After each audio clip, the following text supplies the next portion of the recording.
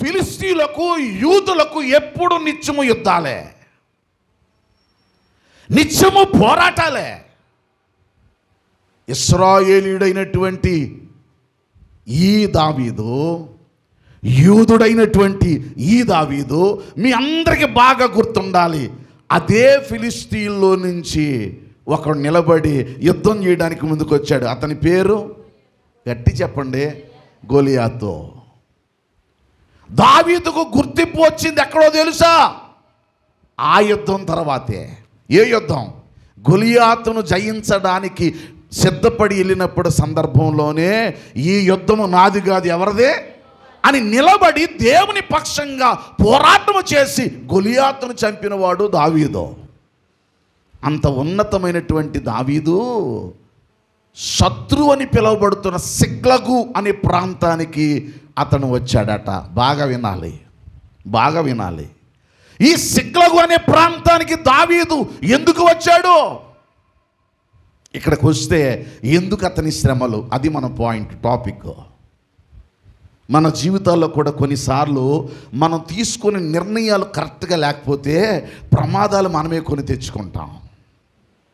మన నిర్ణయాలు కరెక్ట్గా ఉండాలా, మన ఆలోచనలు కరెక్ట్గా ఉండాలా, మనం దేవుని చిత్తములో నడిపించబడే వ్యక్తులం. కొన్నిసార్లు మన నిర్ణయాలు కరెక్ట్గా లేకపోతే ఎంత ప్రమాదాలు ఉంటాయో దావీదు భక్తుడు సంగతిని మనకు చూపిస్తూ ఉన్నాడు. ఇది ఒక్క పూటతో అయిపోయే సబ్జెక్ట్ కాదు, మీరు మనసు పెట్టాలి. 3 అధ్యాయాల్లో నుంచి ఈ పాఠం తీసుకొని రావాలి. అందులో ఒక్కసారి అందరూ తెరిచి 27వ అధ్యాయంలోనికి వద్దాం. సమూయేలు మొదటి గ్రంథము 27వ అధ్యాయం. త్వరగా తెరవండి. 27వ అధ్యాయం, సమూయేలు మొదటి గ్రంథము 27వ అధ్యాయం మొదటి వచనం చదువుదాం. 27 మొదటి వచనం. తరువాత దావీదు, నేను ఇక్కడ ఉండుట మంచిది కాదు, ఏదో ఒక దినమున నేను సౌలు చేత నాశనమగుదును,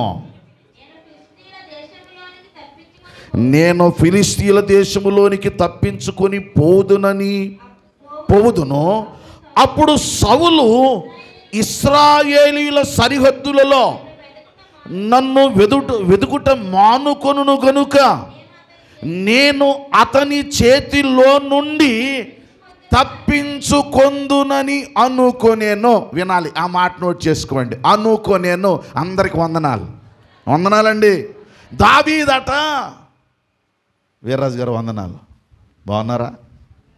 దావీదట, నేను ఎక్కడే ఉంటే, ఈ యూదా దేశంలోనే ఉంటే, ఈ ఇశ్రాయేల్ దేశంలోనే ఉంటే, ఇదిగో సౌలు చేతిలో నేను చచ్చిపోతాను. నేను రక్షించబడి నా ప్రాణం కాపాడుకోవాలంటే నేను ఒక పని చేయాలి. ఎక్కడికి వెళ్ళాలా అని ఆలోచన చేసి సిక్లగు అనే ప్రాంతానికి వచ్చాడట. బాగా వినండి, ఎక్కడికి వచ్చాడు? గట్టి చెప్పండి. సిక్లగు అనే ప్రాంతానికి వచ్చాడట. ఎందుకు వచ్చాడట? నేను ఇక్కడే ఉంటే నన్ను సౌలు చంపేస్తాడు, సౌలు చేతిలో నేను చచ్చిపోతాను. నేను ఇక్కడి నుంచి దూర ప్రాంతం వెళ్ళిపోయాననుకో, అక్కడికి అతను రాలేడు, అక్కడ నేను నా ప్రాణాన్ని రక్షించుకోవచ్చు అనుకున్నాడట. అనుకునేను. వినాలి, అందరికి వందనాలు. ఏం చేశాడట? అనుకున్నాడట. అనుకునుట అనే పదంలో అర్థం ఏంటో తెలుసా? Self declaration. సొంతంగా నిర్ణయం తీసుకున్నాడు. కొన్నిసార్లు మనం ఇలాగే ఊహించుకుంటాం. అనుకోవడం అంటే ఊహించుకోవడం, అనుకోవడం అంటే సొంతంగా నిర్ణయాలు తీసుకోవడం. నువ్వు ఎవరు బిడ్డవి? గట్టి చెప్పండి, కొంచెం సౌండ్ మీద చెప్పండి. దేవుని బిడ్డవు కదా. నేను నడిపించేవాడు ఎవరో? దేవుడే కదా. ఎన్నిసార్లు పాట పాడావు? నడిపిస్తాడు. అదే అమ్మా, ఎంత బాగా పాడారో. మళ్ళీ స్టార్ట్ చేద్దామా? నడిపిస్తాడు. Very good. శ్రమలోనైనా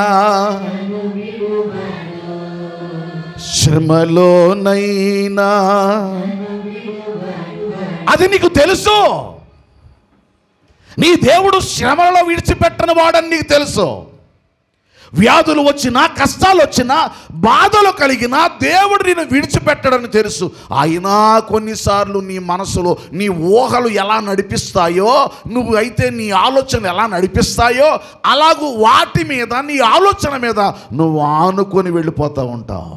నువ్వు అనుకుంటావు, నేను ఎలాగుంటే బాగుంటాను, నేను ఇలా చేస్తే బాగుంటాను, నేను ఈ పని చేస్తే బాగుంటాను, నేను ఇలాగ అనుకొని కొన్నిసార్లు మన జీవితాల్లో పొరపాట్లు పడతాం.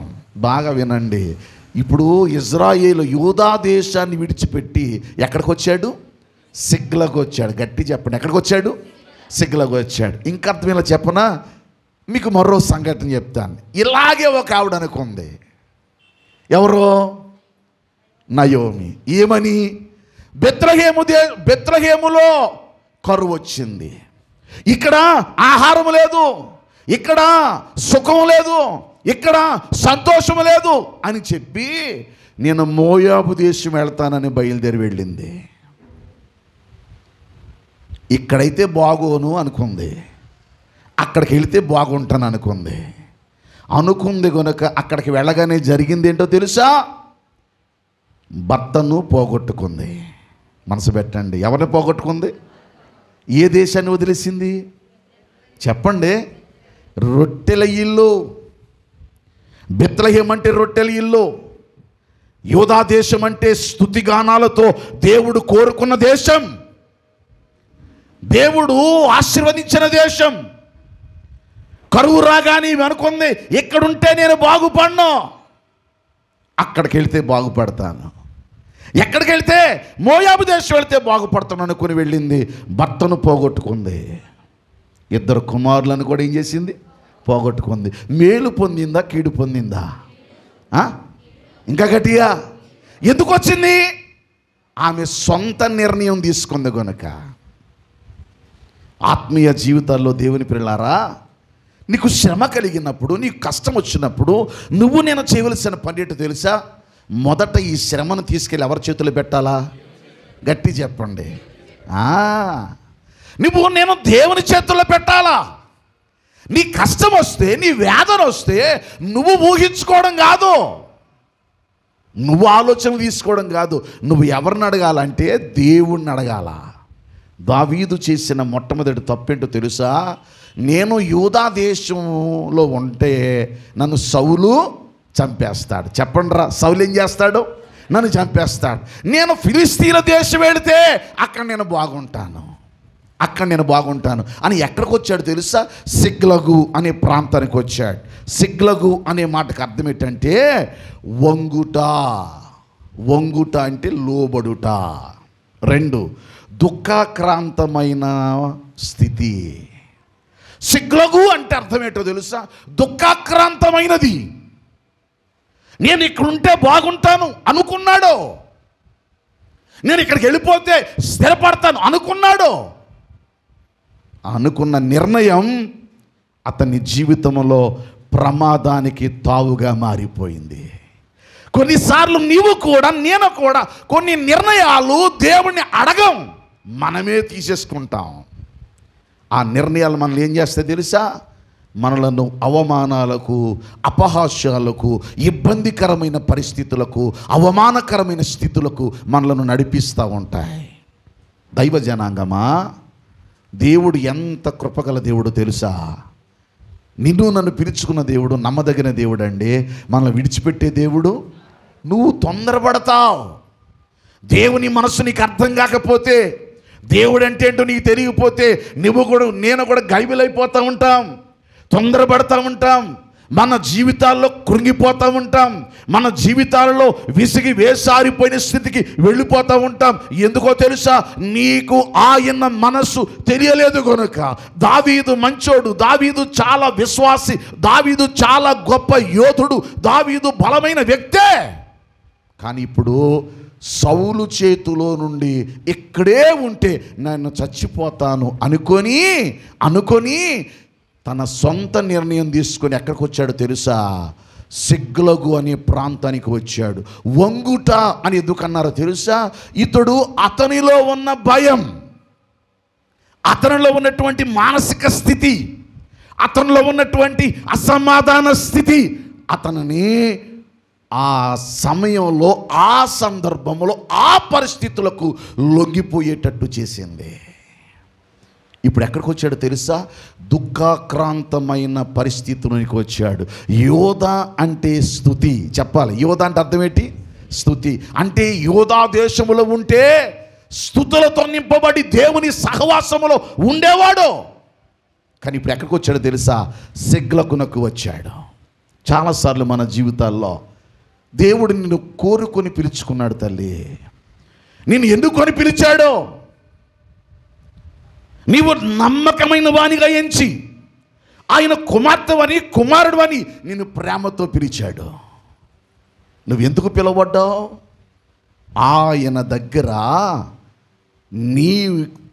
నిన్ను తన సంకల్పంలో నిర్ణయించుకొని తను పిలుచుకున్నాడు. తెలుసా నీకు పిలుచుకున్నాడని?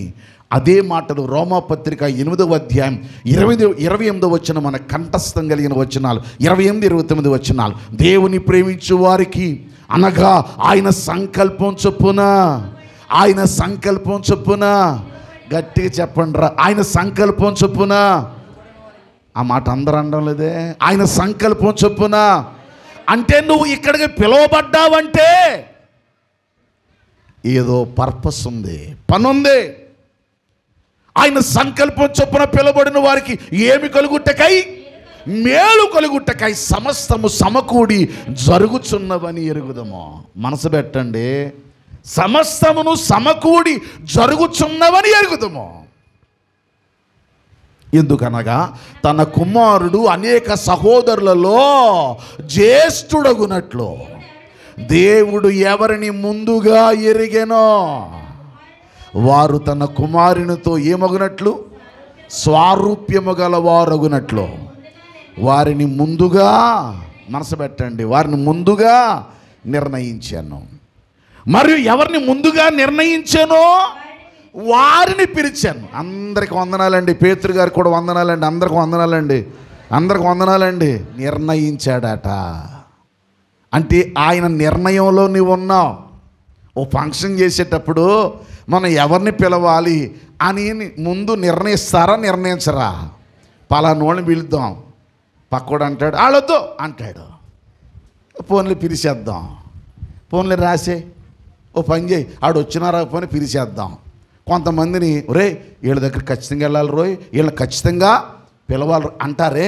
అంటే ఒక కార్యక్రమం చేసేటప్పుడు ఎలాగైతే నిర్ణయిస్తారో, ఎలాగైతే ఆలోచిస్తారో, దైవ జనాంగమా, దేవుడు కూడా మనల్ని నిర్ణయించాడు. చూడండి నాన్న, దేవుడు కూడా నిర్ణయించాడు, దేవుడు కూడా పిలిచాడు. ఆయన పిలిచిన దేవుడు మనలను పిలవక ముందే నిర్ణయించుకున్నాడు. నువ్వు కావాలని. అందరికి వందనాలు. కాస్త మంచిలు కూడా ఇవ్వండి. నువ్వు రావాలని నువ్వు అనుకుంటే రాలా. నీకు తెలుసో తెలీదో, నువ్వు అనుకుంటే రాలా ఇక్కడికే. నువ్వు రావడానికి పిలువబడ్డావు, నిర్ణయించబడ్డాయి, పిలువబడ్డావు. ఎవరిని పిలిచానో వారిని నీతిమంతులుగా చేర్చాను, ఎవరిని నీతిమంతులుగా తీర్చానో వారిని మహిమపరిచాను. అంటే నీ ద్వారా దేవుడు ఏం పొందాలనుకుంటున్నాడు? మహిమ పొందాలి. మహిమ పొందడానికి నువ్వు ఎలా మారాలనుకుంటున్నాడు? నీతిమంతులుగా మారడానికి నేను ఏం చేయాలనుకుంటున్నాడు? పిలిచాడు. పిలవడానికి ముందు ఏం చేయబడ్డావు? నిర్ణయించబడ్డావు. దావీదును కూడా దేవుడు నిర్ణయించాడు, దావీదును కూడా దేవుడు కోరుకున్నాడు, దావీదును కూడా దేవుడు ఎంపిక చేసుకొని నీతిమంతుడుగా, పరిశుద్ధుడుగా, ఒక ఉన్నతమైన వాడుగా పెట్టి దావీదును ముందుకు నడిపిస్తుంటే ఇప్పుడు దావీదు ఎవరికి భయపడుతున్నాడు చెప్పండి? ఎవరికి భయపడుతున్నాడు? సౌలుకి. ఏం చేస్తాడని భయపడుతున్నాడు? చంపేస్తాడు. గట్టి చెప్పండి రా, ఏం చేస్తాడని. ఇప్పుడు మనం గత 2 వారాల నుంచి దైవజనులు జ్ఞాపకం చేస్తున్నారు కదా, మున్నా మోజెస్ గారు. ఏంటది? కిద్రోను వాగు దాటి అప్పుడు కూడా ఎందుకు పోయాడు? అబ్షాలోము ఏం చేస్తాడని? చంపేస్తాడని. బాగా వినండి. అంటే దావీదుకి అడుగడుగున ఏముంది? మరణ భయం, శ్రమ అనే భయం, కష్టమనే భయం, విపత్కరమైన భయం. మన భయాలు మనలను కృంగతీస్తున్నాయి. మన భయాలు మనలను అనవసరమైన కార్యాలు చేసేటట్లుగా మార్చేశాయి. నీవు క్రైస్తవుడివి, నీలో నాలో ఉన్నవాడు ఎవరో తెలుసా? దేవుడు. మానవులం కనుక కొన్నిసార్లు మనం భయపడుతూ ఉంటాం, మానవులం కనుక కొన్నిసార్లు మనం గలిబిలైపోతూ ఉంటాం. కానీ కొన్ని పాటలు ఉంటాయండి, నాన్నగారు ఎక్కువ పాడే పాట మీకు గుర్తుందా? భయము చెందకు భక్తుడా, ఈ మాయాలోక మహిమలు చూచినప్పుడు. మాయలోకంలో ఏమున్నాయి? మహిమలు ఉన్నాయి, మహిమలు ఉన్నాయి. ఒక అద్భుతం చెప్పనా? బాగా వినండి. అందరినీ దేవుడు దీవించుగాక. అందరికీ వందనాలు. దావీదు ఎందుకు వచ్చాడండి? ఇక్కడుంటే నన్ను సౌలు ఏం చేస్తాడు? చంపేస్తాడు అనుకున్నాడు. అనుకున్నట్టుగా అనుకున్నది జరిగిందో లేదో చదువుదాం. చూడండి అదే 30వ అధ్యాయం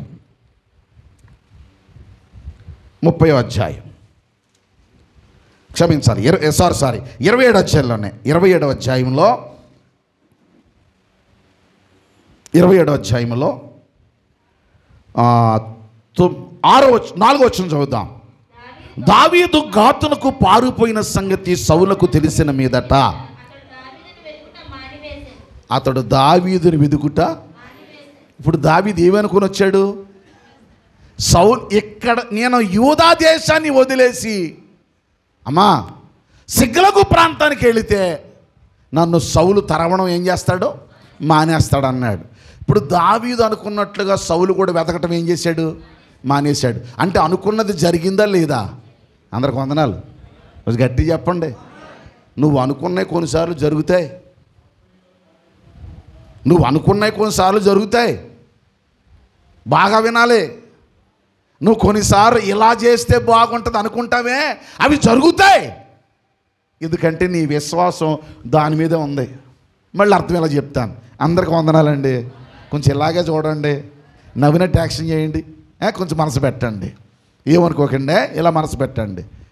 నేను ఇలాగుంటే బాగుంటాను నువ్వు అనుకుంటావు చూడు, అనుకున్నవి కొన్నిసార్లు నిజంగానే బాగున్నట్టుగా కనబడతాయి, బాగున్నట్టే కనపడతాయి. ఇలా చేశాను, ఇలా చేస్తే మనం చేసేది కరెక్ట్ అవుతుంది అనుకుంటావే, అది నీకు కొన్నిసార్లు కరెక్ట్గానే కనిపిస్తుంది. సౌలు దగ్గర నుంచి నేను తప్పించుకోవాలంటే ఇదిగో నేను సిగ్లగు ప్రాంతానికి వెళ్ళిపోవాలి, గాతు అని రాజు దగ్గరికి వెళ్ళిపోవాలి అనుకున్నాడే. అనుకున్నది అనుకున్నట్లుగా ఇతడు ఏదైతే అనుకున్నాడో అదే జరిగింది. కానీ ఒక సంగతి చెప్తాను, జాగ్రత్తగానండి. కొన్నిసార్లు నువ్వు కూడా నేను ఇలా చేస్తే బాగుంటాను అనుకొని చేసావు చూడు, నీకు బాగానే ఉంటుంది. కానీ దేవుని వాక్యం చెప్పింది తెలుసా? ద్వితీయోపదేశకాండం 13వ అధ్యాయం మొదటి 2 వచనాలు. ద్వితీయోపదేశకాండం 13వ అధ్యాయం మొదటి వచనం. ప్రవక్తయే గాని కలలు కనువాడే గాని మీ మధ్య లేచి మీ ఎదుట సూచక్రియ చేసి మహత్కార్యమును చేసి నీవు ఎరుగని ఇతర దేవతలను పూజింతము రండని చెప్పిన ఎడల అతడు నీతో చెప్పిన సూచక్రియ కానీ మహత్కార్యము కానీ అమ్మా అందరు చెప్పండి, ఏం చేసినా దిక్కుమాలు గొడవ పెట్టి చెప్పనా? నేను ఎలాగుంటే బాగుంటాను నువ్వే అనుకున్నావు. నీకు అర్థమేలా చెప్పనా? నువ్వు ఎన్ని చెప్పినా ఏనో, నువ్వు ఎన్ని చెప్పినా మారో. మీకు చాలాసార్లు ఒక ఎగ్జాంపుల్ చెప్పాను, నేను మీకు బాగా గుర్తుండే ఎగ్జాంపుల్ చెప్పాను. ఇక్కడ మీటింగ్ జరుగుతుంది, పిల్లలందరూ బయట కూర్చున్నారు. బాగా వినండి. హస్బెండ్ వచ్చి అక్కడే పెట్టి ఏం కొడుతున్నాడు? ఆరన్ కొడుతున్నాడు. ఆడక్కడే కొడుతున్నాడు. పాప వాళ్ళ అమ్మ పిల్లని ఎత్తుకుని కూర్చొని ఆడన్నాడు, అమ్మ ఐసే అన్నాడు. పాఠం జరుగుతుంది ఆగరా అంది. ఈడన్నాడు, ఆడేమో ఆరుని కొడతాం మానలేదు. ఆడెందుకు కొడుతున్నాడు? ఈడొస్తాడనే. చెప్పండి, ఎవడొస్తాడని? ఈడొస్తాడనే. అక్కడున్న పిల్లలు చూసే కొడుతున్నాడు. నువ్వేమన్నావు? ఒరే ఆగరా ప్రార్థన జరుగుతుంది అన్నావు. ఇంకో మాట చెప్తాను, కాను కోసం తెచ్చాను రా డబ్బులు, ఒరే ఆగరా అన్నావు. మీ అందరికి వందనాలు. ఆడు ఇంకా అన్నాడు, అమ్మా అన్నాడు, ఆగరా అన్నావు. అమ్మా అన్నాడు, ఆగరా అన్నావు. అమ్మా అన్నాడు, ఆగరా అన్నావు. అమ్మా అన్నాడు, 70 వేసేసావు. ఆడు మొదలెట్టాడు ఏదది ఏడుపు కేక. ఆ కేకలో ప్రసంగం ఆపేసి అప్పుడే ఎలా చూస్తూ ఉంటాం కాదు, బలి విచిత్రంగా ఉంటుందండి. పాపం పిల్లల్ని సైలెంట్ చేయమంటే కొంతమంది సైలెంట్ చేయను రాక దబేలు మీద పడేస్తారు వీటి మీద. ఇప్పుడు అల్లరి ఎక్కువైందా తక్కువైందా? ఎక్కువైంది. ఆడు ఎంత గొప్పడు చెప్పమంటారా? ఈడు ఇలా బట్టి అది ఏడుస్తుంది, ఇలా పట్టుకు ఏడుతా ఒకటి మాత్రం మానలేదు. ఏంటి? ఐచే అన్నాడు. నువ్వు ఈ నట్టుకొని మళ్ళీ ఇలా తీసుకొని కానుక తెచ్చిన డబ్బులు అట్టుకొని తిన్నంగా ఐసు బండి దగ్గరికి వెళ్ళి ఏం కొన్నావు? ఐస్ కొన్నాం. ఆడి గోల్ ఏంటి? ఐస్ కొనిపించాలని. ఆడి గోల్ రీచ్ అయ్యాడా లేదా? అయ్యాడు. అక్కడ ఓడిపోయింది ఎవరో? నువ్వే. నెగ్గింది ఎవరో? ఆడే. ఆర్ని కొట్టుడు ఎక్కడున్నాడో? అక్కడే ఉన్నాడు. ఇప్పుడు వీడు అనుకున్నది సాధించాడా లేదా? దెబ్బ తిన్నాడు కానీ అనుకున్నది మాత్రం సాధించాడు. నేను అడుగుతున్నాను, అమ్మా దేవా నువ్వు నన్ను కొడితే కొట్టావు కానీ ఇదిగో నన్ను ఈ శ్రమ నుండి తప్పించవని ఆ పిల్లోడికి ఆకలికి ఎప్పుడైనా మొదలెట్టావా? పిల్లోడు వదలకుండా అడిగి నేను విసిగించైనా సాధించాడే. ఆ సాధింపు చేసే లేక ఆ జయించే తత్వం నీ దగ్గర నా దగ్గర ఉందా? ఆడు నెగ్గేసాడు కుర్రాడు. ఏదైతే అనుకున్నాడో అది సాధించడానికి వాడు కృషి చేశాడు, శ్రమైనా భరించాడు. ఒక్క మాట చెప్తాను, కొన్నిసార్లు నువ్వు అనుకున్నదే జరిగినట్టుగా ఉంటుంది, నువ్వు అనుకున్నదే జరిగినట్టుగా ఉంటుంది, నెరవేరినట్టే ఉంటుంది. దావీదు కూడా అదే జరిగింది. ఏంటది? సౌలు నుంచి నేను తప్పించుకున్నాను అనుకున్నాడు కానీ తను అడుగు పెడుతున్న స్థలం ఏంటో మర్చిపోయాడు. అడుగు పెట్టిన స్థలం ఏంటి? సిగ్లగు. సిగ్లగు అంటే అర్థం ఏంటి? నేను శ్రమకు లొంగిపోయాను, నేను కష్టానికి లొంగిపోయాను, నేను వేదనకు లొంగిపోయాను. ఇదిగో సిగ్లగు ప్రాంతానికి వస్తే నా బ్రతుకు దుఃఖమయమైపోద్ది అన్న సంగతి దావీదుకు అర్థం కాలేదు. నేను తప్పుదారిలోకి వెళ్ళిపోతానన్న సంగతి అర్థం కాలేదు. మొదటి సంగతి ఏంటో తెలుసా? నేను ఎక్కడుంటే బాగుంటానని చెప్పాలి. ఏం చేశాడు? ఊహించుకున్నాడు. చెప్పాలి, ఏం చేశాడు? ఊహించుకున్నాడు. మొదటి తప్పు. రెండు, నేను ఎక్కడుంటే బాగుంటుందని అతడు మనసులో తలంపు తెచ్చుకొని ఆ మనసు చెప్పిన ప్రకారం ఎక్కడికి వెళ్ళిపోయాడు? సిగ్లకునకు వెళ్ళాడు. ఎందుకు వెళ్ళాడంటే ఇక్కడైతే నేను ప్రాణము రక్షించుకుంటాను, ఇక్కడైతే నేను బాగుంటాను. ఆత్మీయులారా, దేవుని పిల్లారా, కొన్నిసార్లు మనం కూడా మన జీవితాల్లో ఈ నిర్ణయాలు తీసుకున్నాం. అదిగో నయోమి తీసుకుంది, నా కుటుంబం ఇక్కడి నుంచి అక్కడికి వెళ్తే బాగుంటుందని తప్పిపోయండి. ఇంకా అద్భుతం చెప్పనా? విశ్వాసులకు తండ్రి ఎవరో? గట్టి చెప్పండి. అబ్రహాం. అబ్రహాం కూడా అనుకున్నాడట నేను ఇలా చేస్తే బాగుండేనని. చూడండి ఆదికాండం ప్లీజ్. ఆదికాండంలో అబ్రహాం కూడా అనుకున్నాడట. ఏమనుకున్నాడు చూడండి, 20వ అధ్యాయం 11వ వచనం. 20వ అధ్యాయం 11వ వచనం. అబ్రహాము ఈ స్థలమందు దేవుని భయము ఏమాత్రము లేదు కనుక నా భార్య నిమిత్తము నన్ను చంపేస్తారేమో అనుకొని. అమ్మా వందనాలండి. ఏంటి సందర్భం? రాజుగారి దగ్గర తీసుకెళ్ళి తన భార్యని ఏం చేశాడు? మా చెల్లని చెప్పి అమ్మేశాడు. దేవుడు అంటాడు, ఎందుకయ్యా పని చేశావు?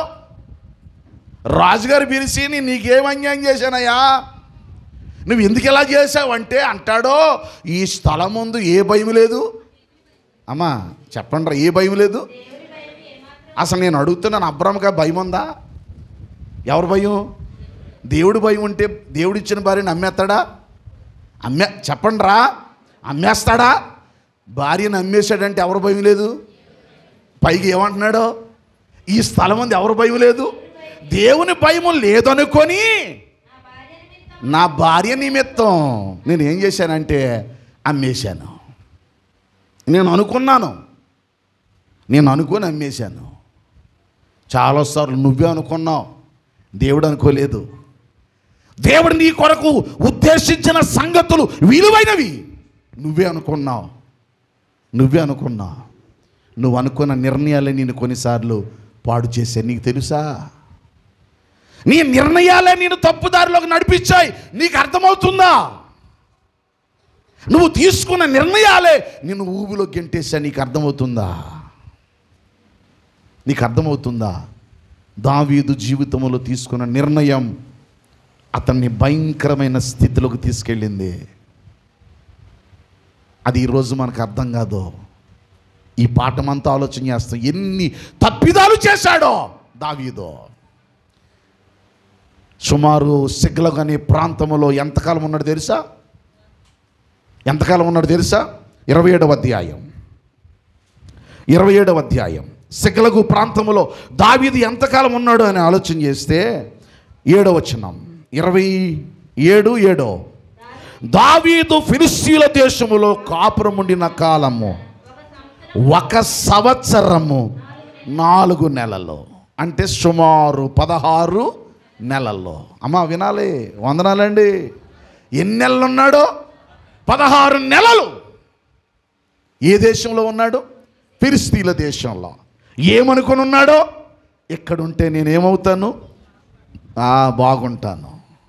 నువ్వు కూడా చాలాసార్లు దేవునికి వ్యతిరేకమైన ఆలోచనలు ఆలోచించావు కదా. నేను ఇలా చేస్తే బాగుంటాను అనుకున్నావు కదా. నయోము అనుకొని తన జీవితాన్ని పాడు చేసుకుంది.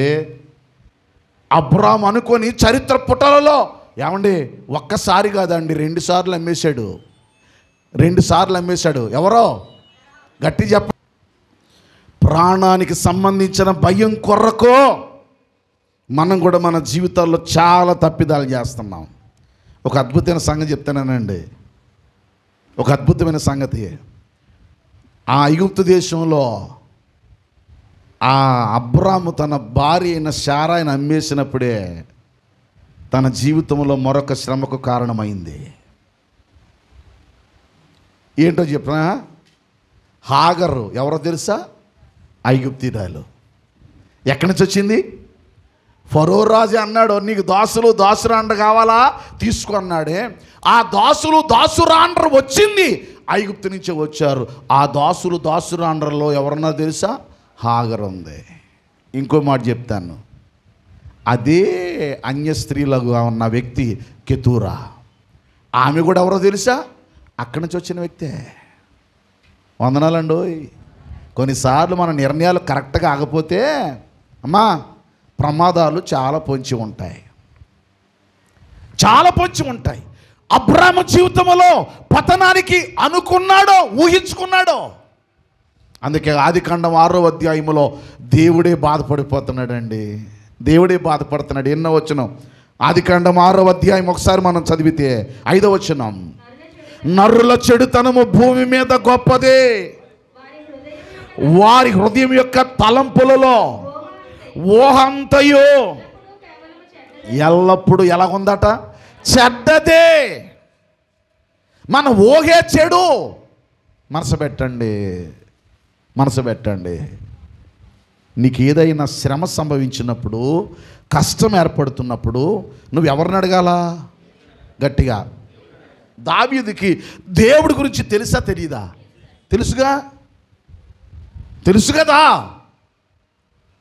దావీదుని ఎంత కాపాడాడో దేవుడు తెలుసా? దావీదుకు దేవుడు ఎంత తోడున్నాడో తెలుసా? ఒక్కసారి చూడండి, పరిశుద్ధ గ్రంథంలో మీకు జ్ఞాపకం చేస్తాను. పరిశుద్ధ గ్రంథంలో జ్ఞాపకం చేసుకుందాం. చూడండి, సమూయేలు మొదటి గ్రంథం 18వ అధ్యాయం 14 వచనం. 18-14.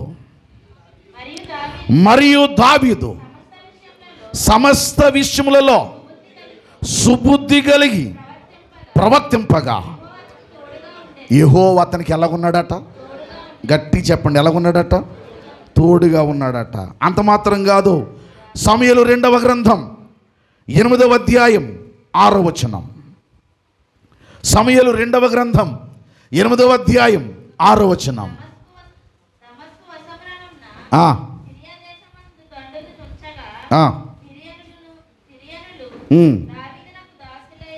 దాసులై చెల్లించుచుండిరి.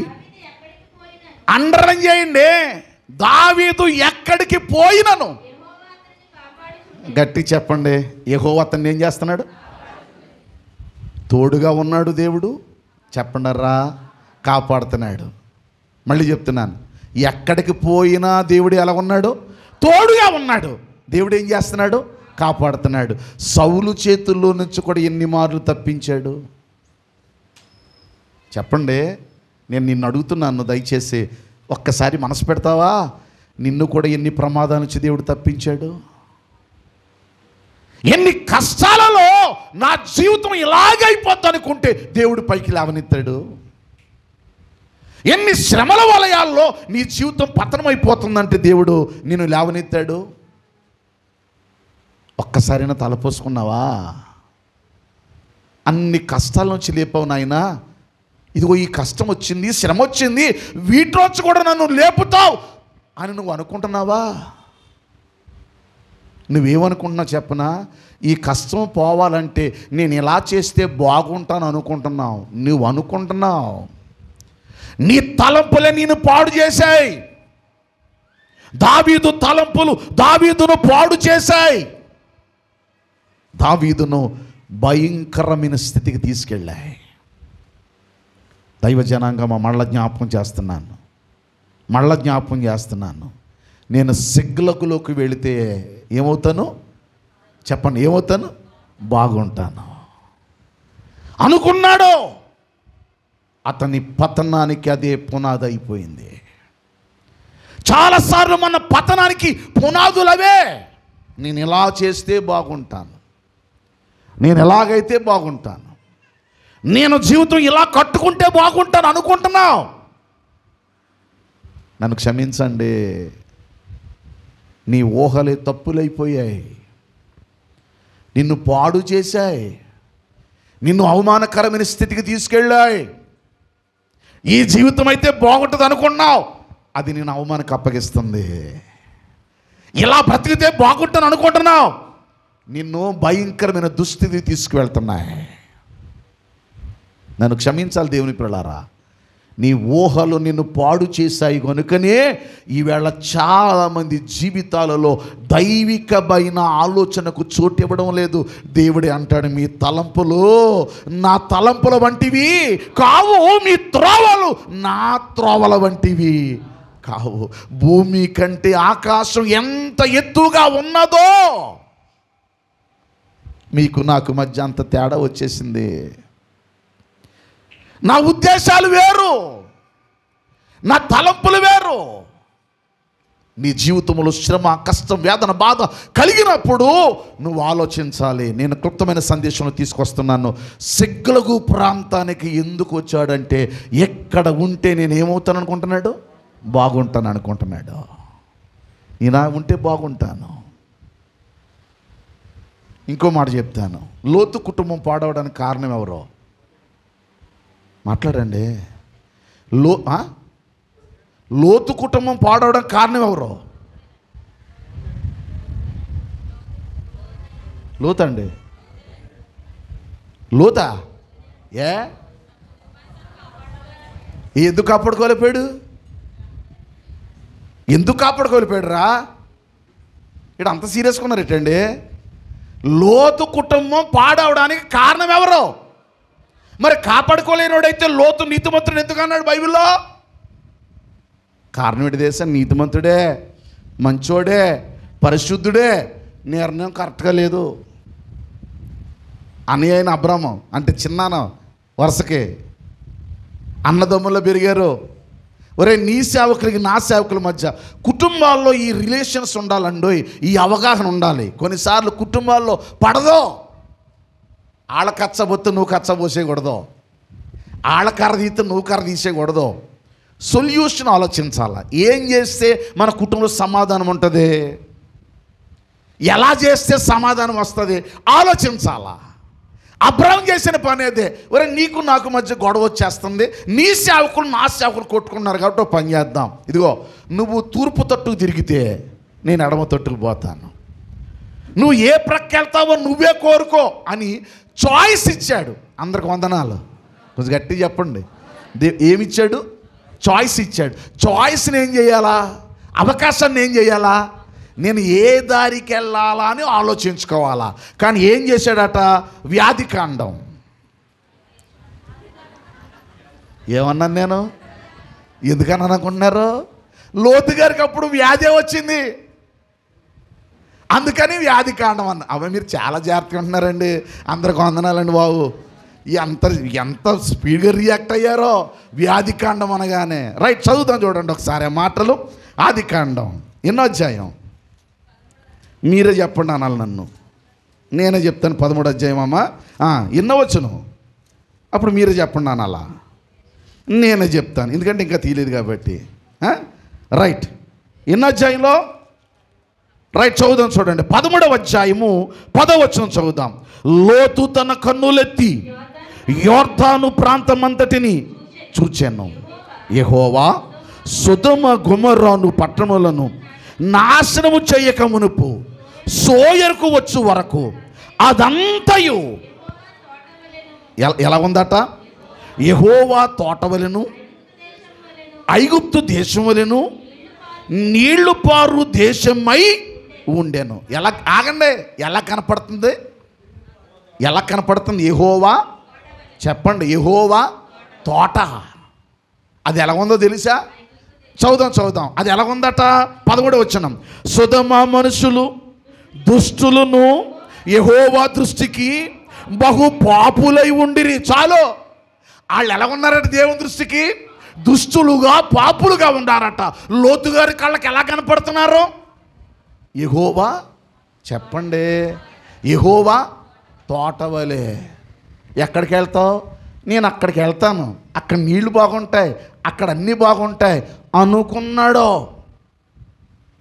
అక్కడే తన భార్య చచ్చిపోద్దని లోతుకు తెలియదో, అక్కడే తన కూతుళ్ళు నాశనం అయిపోతారని లోతుకు తెలియదో, అక్కడున్న వ్యభిచారం, అక్కడున్న పాపం లోతు కళ్ళకు కనబడలేదు. నిజానికి ఏమన్నాను తెలుసా? నాకు చాయిస్ ఇచ్చావు, కానీ ఇదిగో నిన్ను నమ్మే కదా నేను వచ్చాను, నీ వెనకబడే కదా నేను వచ్చాను. నేను ఎక్కడ కళ్ళలో నువ్వే చెప్పని ఎవరిని అడగాల? అబ్రాముని అడగాల, లేదా ఎవరిని అడగాల? దేవుడిని అడగాల. అడిగాడా? చెప్పండి. అడగలేదు కాబట్టి ఏమొచ్చింది? చెప్పండి. సమస్య వచ్చింది. అడగలేదు, సమస్య వచ్చింది. ఒక మాట అంటాను, ఏమనుకోకండి. కొన్నిసార్లు నిన్ను అడగకపోయినా శ్రమలు వస్తాయి. యోసేపు నిలబడ్డాడు దోషిగా. రాజుగారు అడుగుతున్నాడు, నా భార్యను ముట్టావట అని యోసేపుని అడగలా. భార్య చెప్పింది, నమ్మేశాడు. యోసేపుని తీసుకెళ్ళి ఎక్కడ పడేశాడు? గట్టి చెప్పండి, చెరసాల్లో పడేశాడు. బాగా వినండి. అప్పుడైనా యోసేపు నోరు తెరవచ్చు కదా, తెరవాలా. ఎలా ఉన్నాడు? మౌనంగా ఉన్నాడు. ఎందుకని? రాజు శాసనమే శిలాశాసనం. రాజు మాటకి ఏం చెప్పకూడదు? ఎదురు చెప్పకూడదు. అంటే అక్కడ కూడా రాజుగారికి ఏం చేశాడు? లోబడిపోయాడు. నిజంగా ఆ ఇంటిలో అంత నమ్మకమైన వాడు ఇలా చేశాడా, నువ్వు చేశావా అని యోసేపుని అడుగుంటే అక్కడే సమస్య క్లియర్ అయిపోను. అడగలేదు. యోసేపు కూడా చెప్పలేదు. కొన్నిసార్లు సమస్యలకు మనమే కారణం అండి, మనమే కారణం. మీ ఆత్మీయ జీవితాల్లో, నా ఆత్మీయ జీవితాల్లో త్రోవ తప్పడానికి, దారి తప్పడానికి కారణాలవే.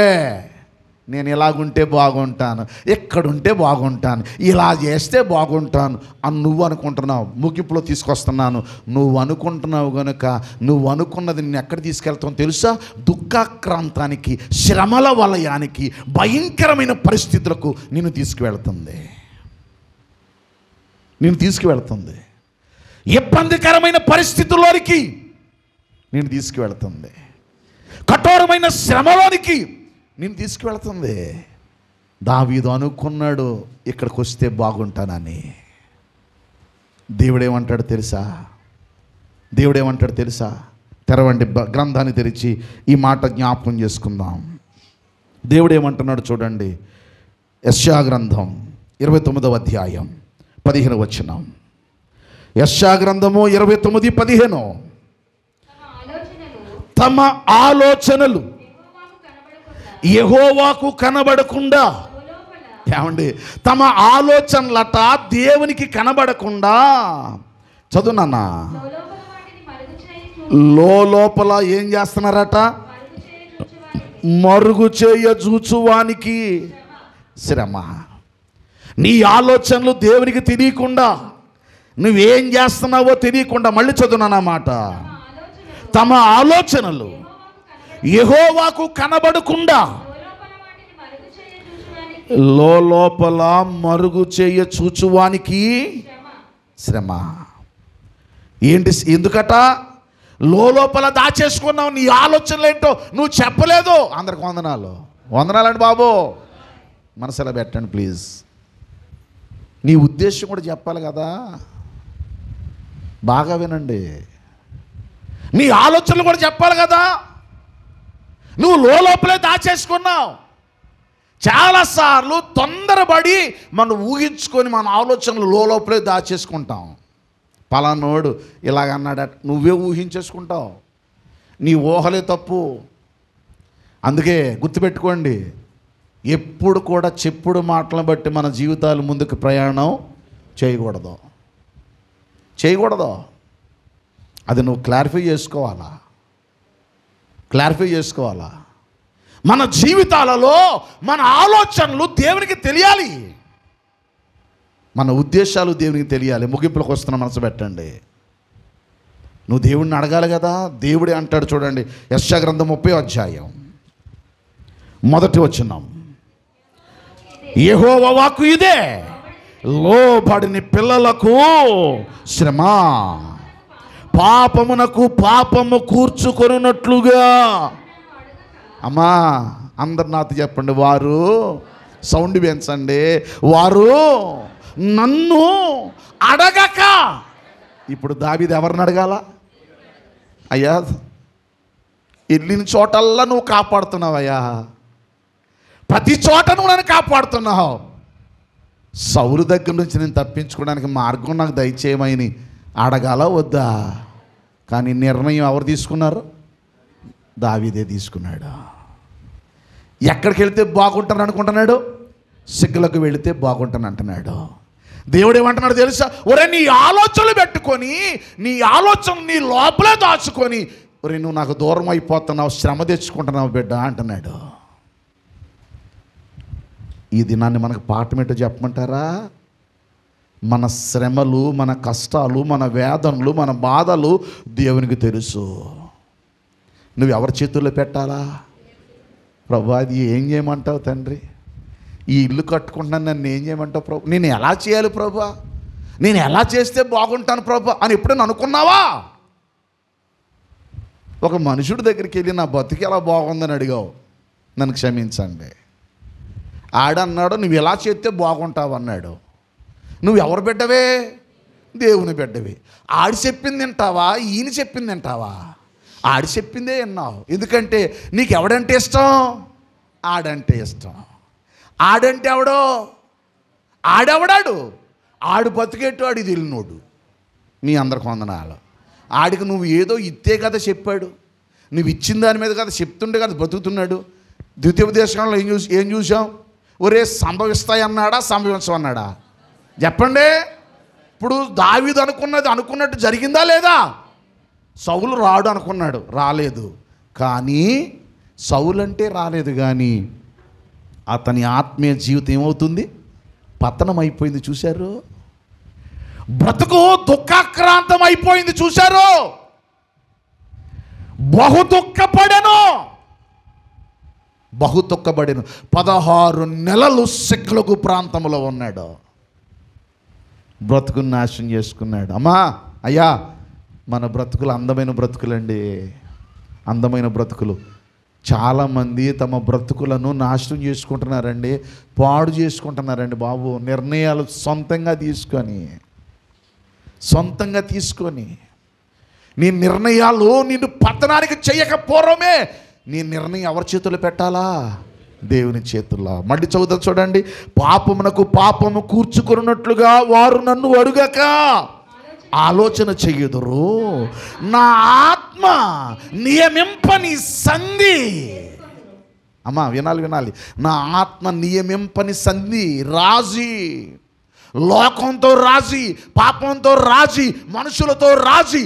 దేవునికి ఇష్టం లేకుండా నీ దేవుడు నీలో ఉంచిన ఆత్మకు విరోధకమైన కార్యాలు చేస్తూ ఉంటే నువ్వు లోకంలో కొన్నిసార్లు నీకు ఆశీర్వాదం అనుకుంటున్నావు, కానీ నీ జీవితం ఎవరి చేతుల్లో ఉందని మర్చిపోయావు?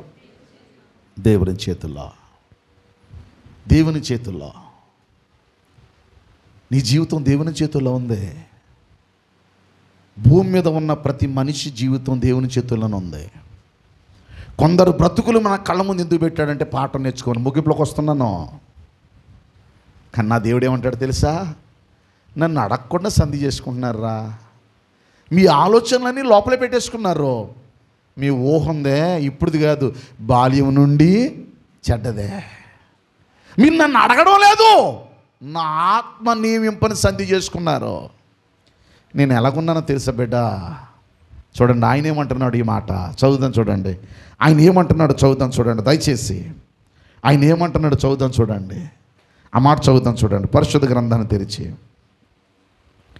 ఆయన ఏమని జ్ఞాపకం చేస్తున్నాడో మాట చదువుదాం. కీర్తన గ్రంథంలో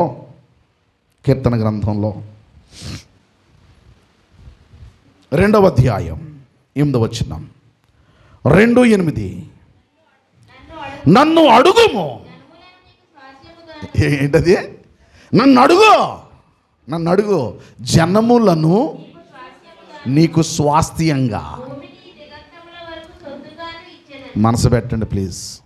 నువ్వు నన్ను అడుగు, జనములను నీకు ఎలాగిస్తాను? స్వాస్థ్యంగా ఇస్తాను. భూదిగంతాలు నీకేమిస్తాను? నీకు సొత్తుగా ఇస్తాను. నువ్వు నన్ను అడుగు. నన్ను అడగకుండా నేను నిర్ణయాలు తీసుకుంటున్నావు. మళ్ళా మనసు పెట్టండి. అందరికి వందనాలు. అందరు చెప్పండి. 3వ దినమందు దావీదును అతని జనులను సిగ్లకునకు వచ్చిరి. అక్కడ ఏం జరిగిందట? దావీదు బహు దుఃఖపడెను. ఎందుకు దుఃఖం వచ్చింది? ఎందుకు తను నమ్మిన వారే, తన సొంత వారే, తన వారే దావీదును చంపాలనుకున్నారు అంటే మొదటి పాయింట్ ఎక్కడుంటే నేను బాగుంటానని అనుకున్నాడు. మనసు పెట్టాలి. ఎక్కడుంటే ఎలాగుంటాను నేను? గట్టిగా చెప్పండి. ఆ నిర్ణయం అతన్ని ఏం చేసింది? చెప్పాలి. దుఃఖానికి గురి చేసింది. చాలా సంగతులు ఉన్నాయి. ఒక్క పాయింట్ చెప్పాను మీకు. రేపు వారం అంతా ఈ పాయింట్లు ఉంటాయి. మీరు చూస్తారు 27వ అధ్యాయం దగ్గర నుంచి ఒక్కొక్క మాట మీరు చూస్తారు. ఎంతగా తప్పిపోయాడో, ఎంత ఇష్టపడ్డాడో దేవుడు, అంతగా తన జీవితాన్ని పాడు చేసుకున్నాడో. నాకు ఇష్టమైనోడు అని పిలిచిన దేవుడే వదిలేసే స్థాయికి దావీదు ఎందుకు వెళ్ళిపోయాడు అంటే తన నిర్ణయం తప్పు కాదు. అమ్మ మళ్ళా చెప్తున్నాను, అయ్యా చెప్తున్నాను, దేవుడు నీకు ఇచ్చిన అందమైన జీవితాన్ని పాడు చేసుకుంటున్నావు కాదు, వ్యర్థం చేసుకుంటున్నావు కాదు.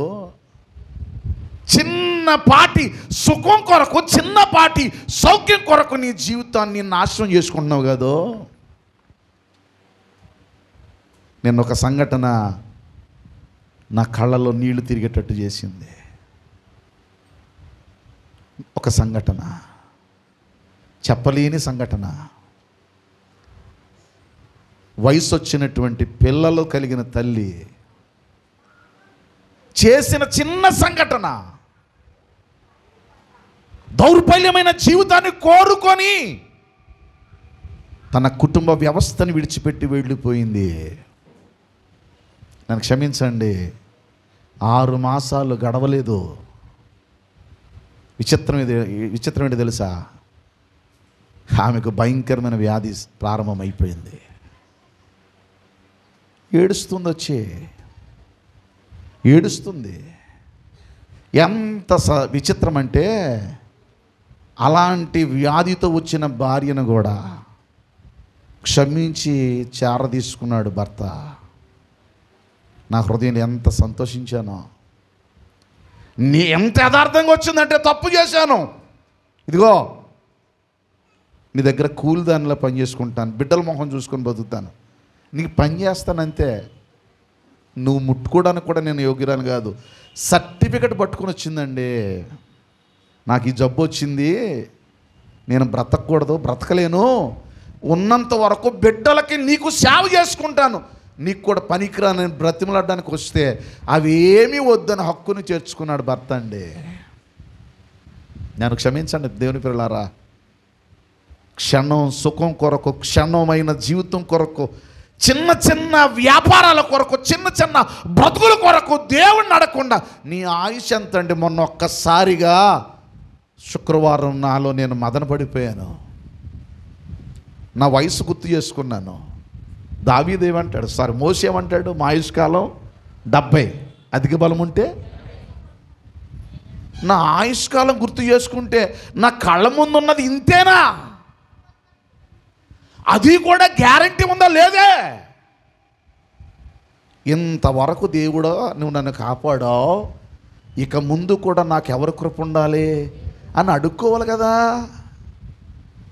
అరే నా కళ్ళ ముందు కనబడుతుంది కదా, చిన్న చిన్న వయసు గల వాళ్ళు కూడా ముందే వెళ్ళిపోతున్నారు కదా, రెక్కకాళ్ళు బాగున్నాయి కదా, ఆరోగ్యం ఉంది కదా, ఆశీర్వాదం ఉంది కదా, బలహీన పడుతున్న సందర్భాలలో దేవుడు పైకి లేపుతున్నాడు కదా.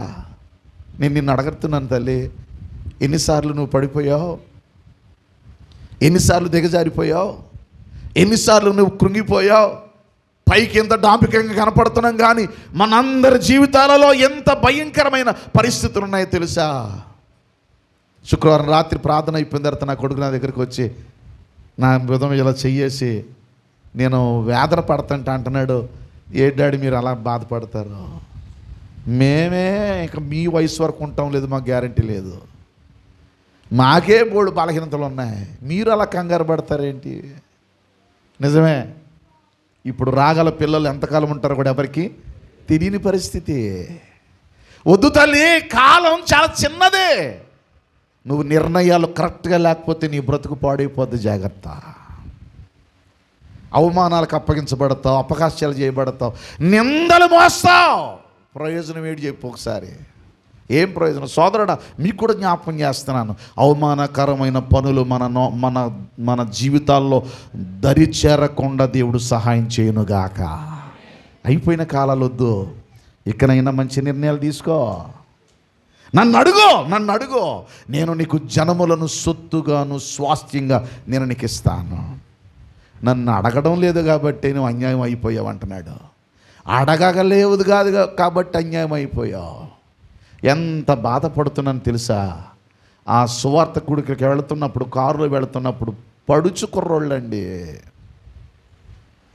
రోడ్ల మీద తిరుగుతూ ఆ రోడ్లో ఉంటే కుర్రోళ్ళు కనబడుతుంటే వాళ్ళ భవిష్యత్తు ఎంత అన్యాయం చేసుకుంటున్నారు వాళ్ళకి అర్థం కావడం లేదు. అడుగుపోతాడు, వాడిని చేసుకున్న వాళ్ళు కూడా నాశనం అయిపోతారు కదా, కుటుంబాలు విచ్ఛిన్నం అయిపోతాయి కదా. పాపం కొరక నీ జీవితం, లోకం కొరకని నీ జీవితం. 70-80 సంవత్సరాల జీవిత కాలాన్ని ఒక్కసారి గుర్తుపెట్టుకో.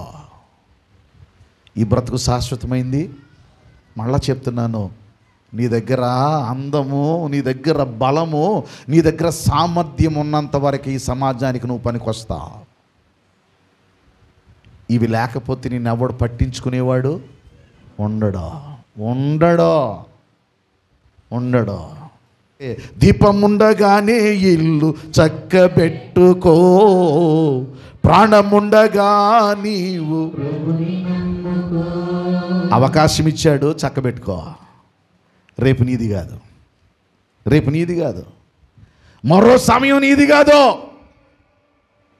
మరొక తరుణం నీది కాదు. అవకాశం ఉన్నప్పుడే కాపాడుకో. నీకన్నీ సమృద్ధిగా ఉన్నప్పుడే అవకాశం ఇచ్చాడా, దిద్దేసుకో. దావీదు అక్కడికి వెళితే బాగుంటాను అనుకొని వెళ్ళాడు, అనుకున్నాడు గనకే ప్రమాదం తెచ్చుకున్నాడు. అనుకుని అక్కడ అడుగు పెట్టాడు. ఎన్నెళ్ళు ఉన్నాడు? ఎన్నేళ్ళు? 16 నెలలు. దావీదు అనుకున్నట్లుగా జరిగిందా జరగలేదా? జరిగింది. కానీ ఆ తర్వాత ఏం జరిగింది? తరువాయి భాగం రాబోయే దినాల్లో దేవుడు కృప చూపించుగాక. అందుకే నీ ఊహొద్దు, నీ ఆలోచనలొద్దు. నువ్వు ఎవరిని అడగాల? దేవుడిని అడగాల. దేవుడే స్వయంగా అంటున్నాడు, నన్ను అడుగాక. నన్ను అడగడం లేదు. నన్ను అడిగితే నేను నీకు ఇస్తాను రా, స్వాస్థ్యమే ఇస్తాను నీకు, జన్ములనే స్వాస్థ్యం ఇస్తాను, నేను నీకు స్వాస్థ్యం ఇస్తాను. నువ్వు నన్ను అడిగితే నీ ఉన్నతమైన స్థాయి స్థితిగతులను మారుస్తాను.